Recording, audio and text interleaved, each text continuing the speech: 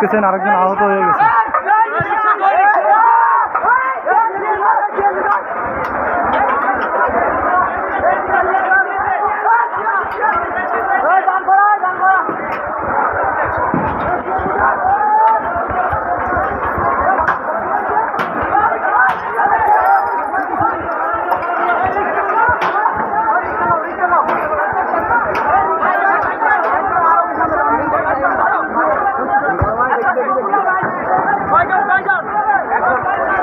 মাথা ফাটা দেওয়া হয়েছে, দেখতেছেন অবস্থা খুবই খারাপ।